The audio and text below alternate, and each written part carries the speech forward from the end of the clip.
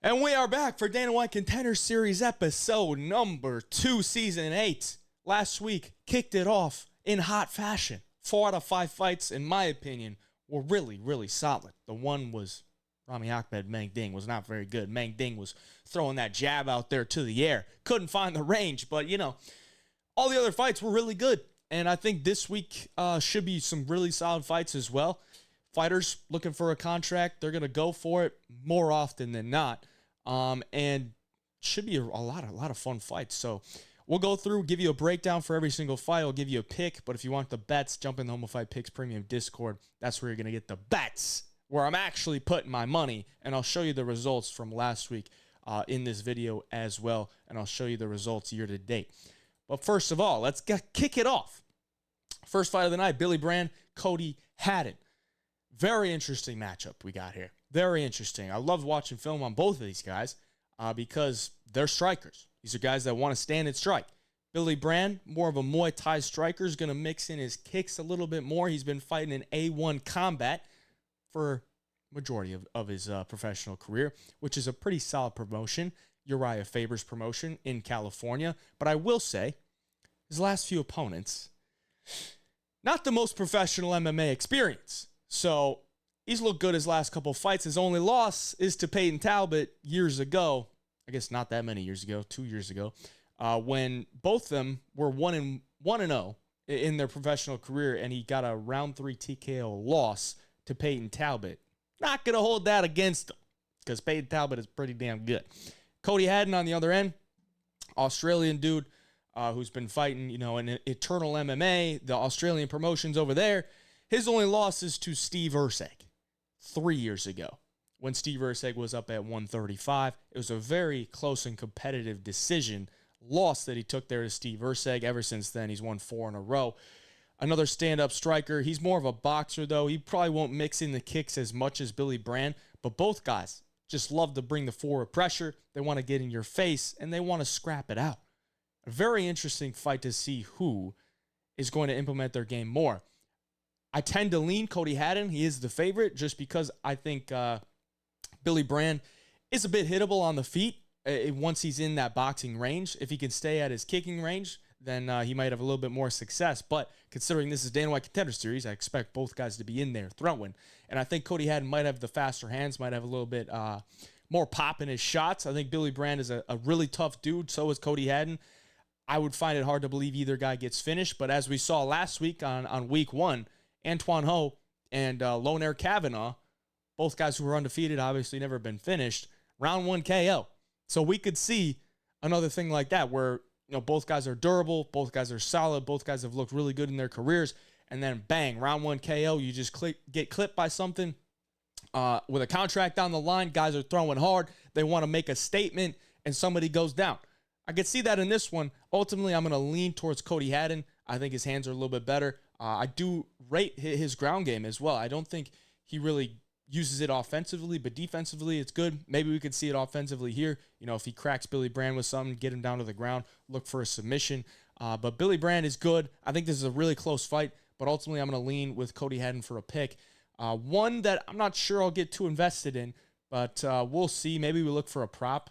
Maybe fight ends inside the distance because I think these guys are going to throw. I think they're going to throw, and I think maybe somebody could go down. Maybe we get some plus money on a under 2.5 or something like that. But Cody Haddon is the pick, and we can move on to the next fight. We got Torres Finney taking on Cam Rowston. And I just watched these dudes face off. The weigh-ins just got done. Did all my research last night. Did more research this morning. Watched these dudes face off. Holy shit. Is Torres Finney small, bro? He's 5'8", but he's built like a fire hydrant. We saw him last year on the Contender Series. He was a favorite against Yuri Panfarov, and I remember betting on Torres Finney. But it's a scary sight, man. When he was 5'8", and the guy that he's fighting now is 6'2", it's a scary sight because if it's on the feet, the dude looks like he's gonna be outmatched. But Torres Finney has a really solid grappling game, really good takedown game. I mean, he's just explodes in on your hips, picks you up, drops you, solid top pressure. does some ground and pound damage. And in his last Contender Series fight, he wrapped up a submission win, which was very impressive. If you watched his last fight, he sent that dude to the shadow realm. Okay, 5'8", dude packs a punch. He hit that dude with an overhand right, and he went down, slept, face planted on the canvas. So obviously he carries some heat with those hands on the feet, even though he's going to be at a significant height and reach disadvantage. You got to watch out for the big bombs from Torres Finney. Cam Rowston, on the other hand, Australian guy, 6'2", mainly a kickboxer, and I think in this one, he's got to keep his range, otherwise he's screwed. If he can keep his range, jabs up the middle, 1-2s up the middle, knees up the middle, everything's got to be up the middle, because once he swings like an overhand right, Torres Finney's just going to level change, get in on the hips, and he's going to look to take him down. And when he's on the ground, I think Cam Rowston's probably not the greatest grappler, considering Cam Rowston he's a kickboxer. He's got some submission wins, but I don't really think the way he's submitting these guys on the regional scene, I don't think the level of competition is that good. And Torres Finney don't really got a neck. So it's an uphill battle. Oh, I should say this. It's an uphill battle for Torres Finney because he's literally looking upwards probably the entire fight. But it's an uphill battle for Cam Rowston because he's got to deal with the takedowns from Torres Finney. Torres has never lost. And he won on the Contender Series. I thought he should have got a contract last year. If you get a finish on the Contender Series, it was a pretty dominant win too. I was surprised he didn't get a contract. I think if he gets a win here, there's no doubt he's going to get a contract. They bring him back just to get another one under his belt. Dana said he was pretty green, which he is. He's just super undersized, for the middleweight division. But if you keep on winning, it don't matter. Torres Finney is the pick. But Cam Rowston, just throw a fucking knee up the middle, bro. Straight up. That's got to be his plan. He's got to go in there just to knock this guy out. I don't think he's going to be able to, but yeah, Torres Finney is the pick. To the next fight, we got Cortavius Romious, a guy who lost on the Contender Series last year against Ramon Tavares, taking on Michael Imperato. So these dudes, it's going to be an interesting fight because Michael Imperato is a grappler. He's a big dog here against Cortavius Romious, who is also a grappler. Now, Romious does have some decent hands, but he doesn't have very good striking defense, as we saw in his last fight. Dude got clipped within the first 30 seconds and got knocked out. But at his base, he's a grappler, he's a wrestler, and he's very short. He's 5'4". Michael Imperato is 5'8". I just watched the face-offs, though, and it did not look like that was that big of a difference, 4-inch difference. It didn't really look like that when I watched the face-offs. Maybe one of them had shoes on. We'll see. But if you look at the Tapology picture here, Michael Imperato looks like a big dude. But you watch the weigh-ins, he's actually not. He's pretty slimmed down now. He's fought at 145 before. Last fight was at 135. So it looks like, Michael Imperato is slimming down. He's in really good shape right now. Cortavius Romious, training out of Pura Vida BJJ, we saw last week with Wes Schultz, did not go well. But in all reality, I think the UFC likes Cortavius Romious just because he's an explosive athlete. He can knock you out because he's very explosive, packs a punch. But at his base, he's a wrestler. He's a wrestler grappler.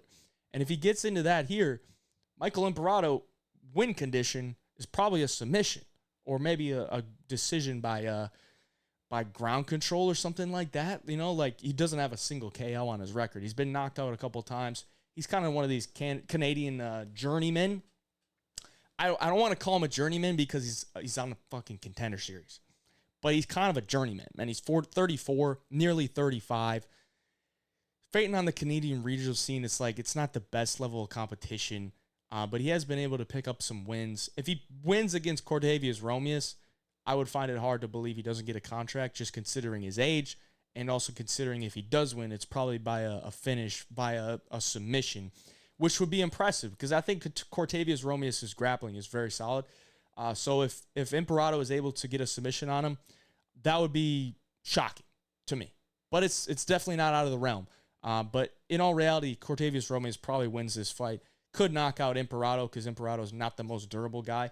But even if he does get on top, The level of competition that Imperato has been facing, it's not like he's some guy that if you go to the ground with him, you're going to get submitted. So I think Cortavious Romious probably wins this fight either by a late finish or I shouldn't say that. It could be an early knockout, but I think he could end up just grinding him out and finding a late finish or just win by decision. But Cortavious Romious is the pick. And from here, we can look at last week's results. Plus 0.73 units. So, hear me out, boys. Hear me out. Because there's a lot of people online that, what's your pick rate? Well, I hit 2 out of 5 bets, so I went 2 and 3 on my bets. That's terrible, right? No, we actually made money, bud. We actually made money because that's what happens when you bet plus money.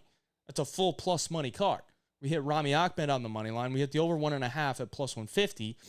And then we lose the other 2 bets, or other 3 bets at Antoine Ho at great closing line value.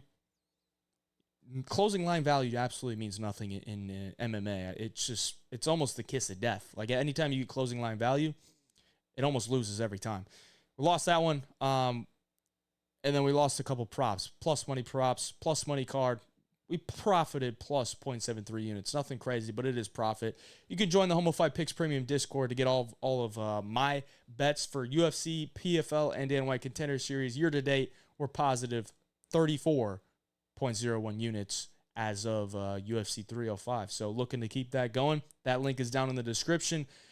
And anytime I post a play, you'll get it sent directly to your phone through the Dub Club app or in the Discord or Telegram. You can get it by email. You can get it by pretty much any way you want.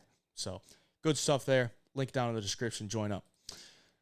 Couple more fights. We got the co-main event. I can't even call it a co-main event. 4th fight of the night. Rizvan Kuniev and Hugo Cunha. This dude Hugo, his picture on Tapology looks like he's just a fat lard. And he kind of is. You watch the guy fight, he's tubby, but he is fairly dangerous on the feet. He's a solid grappler. He's a very solid grappler for a heavyweight. And Rizvan Kuniev, Dagestani, man. So you know why he's a big favorite here. I mean, he's a Dagestani who's on a long winning streak, fought in the PFL, beat Renan Ferreira, but got popped for some steroids. And it wasn't like some measly steroids. Like, it was full-on steroids. And I just saw him at the weigh-ins. He don't really look like he's on steroids. Okay, boys? Like, you look at him compared to when he fought Renan Ferreira, he looked like a tank against Renan Ferreira. And I just watched the face-offs, and he was looking more like Hugo. So I don't know how that's going to play in here. But Rizvan, I wouldn't say necessarily looking like the best shape of his life. And if he's not on the sauce, maybe we could see a little bit different of a Rizvan Kuniev here. But in all reality, I think Rizvan is pretty solid. He has very solid takedowns. He's a guy that wants to grind you out for 3 rounds. Like, he's not a big power puncher. He wants to get inside, push you up against the cage, grind on you, get you down to the ground. The full Dagestani style, man. Like, it is 100% the Dagestani style. He's a big dude, 6'4", and very strong, but we'll see without the sauce if he's that strong. Hugo, on the other hand, solid striking, not the greatest gas tank. He's a bit tubbier. Doesn't have the greatest takedowns, but when the fight is on the ground, he's very solid on the ground with his BJJ. Can get on top, can get into mount, can punch you out from on top, can look for a submission.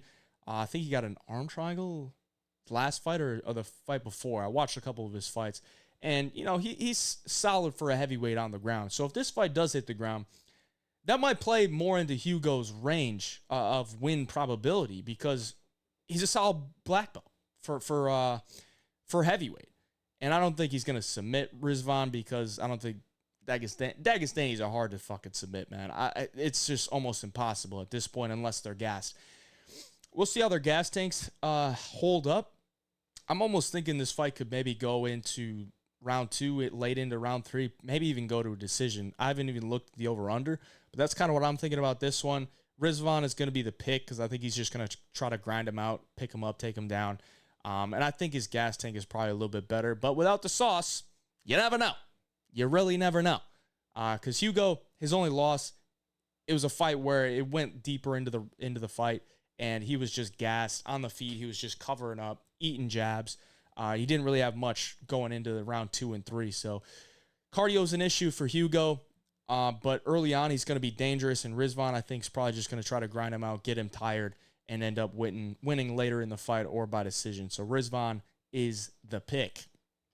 And lastly, for the main event, we got Pat Pytlik and Andreas Gustafsson.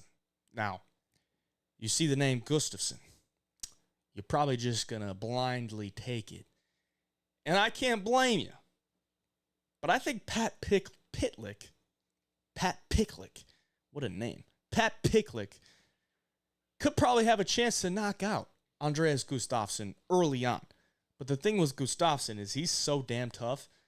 He's just a guy that's just going to walk forward, bring the heat, and just try to break you, which is a fun style to watch. And this one's going to be a fun fight to watch for however long it lasts. Whether Gustafsson knocks him out in the first round, Pytlik knocks him out in the first round, or it goes in late into round 2 or 3, or even by decision. But it's going to be a firefight. I mean, Gustafsson will mix in some takedowns if need be, but for the most part, it's just going to walk you down and throw. He's going to eat a lot in the process, and I think that's where Pat Pytlik could probably KO him, or at least find a lot of big shots, damage him up.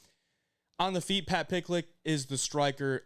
He's going to throw hard. His level of competition is not very good. Canadian regional scene guy, 35 years of age. There's not a ton to love on the Pytlik side. He took a 2 or 3 year hiatus from the sport. You can see here his last 5 span from 2018 to 24, so 6 years over his last 5 fights.